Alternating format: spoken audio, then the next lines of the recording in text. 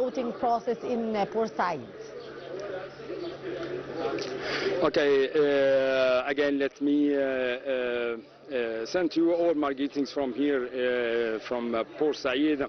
In fact, the electoral process relaunched its activity for the second day, and let me say that here in Port Said, from the first day, voters flocked since the first hours of this electoral process, and since the first hours of this electoral process, amid tight security measures and in a general calm situation, calm atmosphere.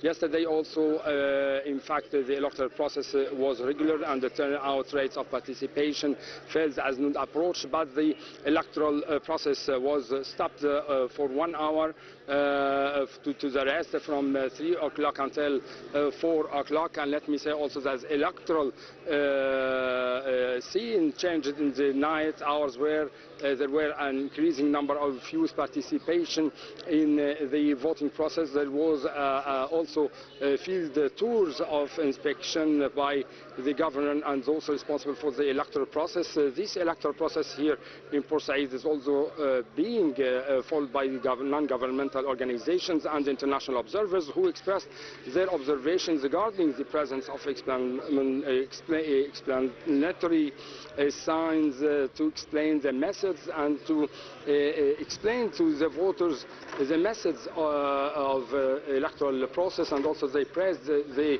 facilities. I'm talking about the observers.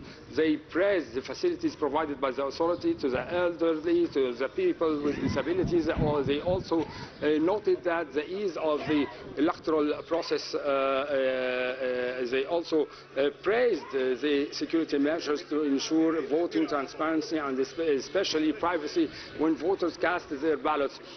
Again, let me say that I'm here in the government Port Said, the land of struggle and heroism throughout Egyptian history, which is currently witnessing also major development projects in various fields. Let me also tell you that Port Said is located in the northwest of Cairo, about 220 kilometers from the capital. It's indeed a unique strategic point in the world, connecting two continents, Africa and Asia, and also overlooking Europe by the Mediterranean. We are talking also about the only city which connects the Mediterranean to the Red Sea through the Suez Canal. So it's really a unique city here in Port Said, a unique city here in Egypt. Yes, Hany, how do you describe the participation of youth and women from yesterday till today, as the polling stations did open a few minutes ago? How would you describe the participation of both women and youth, Hany? Yeah, it was one of the remarkable things that noticed by the international observers, the participation of women from the first hours of the morning while the electoral process was launched. And let me say that the youth also occupied the electoral scene at the late night of this electoral process. So always we are noticing that there is a mobilization from the parties here in Port Said in order to attract more and more voters, especially among the youth here. And let me say that about 65% of the population here in Port Said have the right to vote. So we are talking about a great block of voters here in Port Said. And also there is some demands from especially the women, from the young women, about autonomization, about a better future for their, and therefore we are noticing that they are present here in order they are present here in these electoral centers, which or the number of these electoral centers here extend to be 15 electoral centers here in Port Said.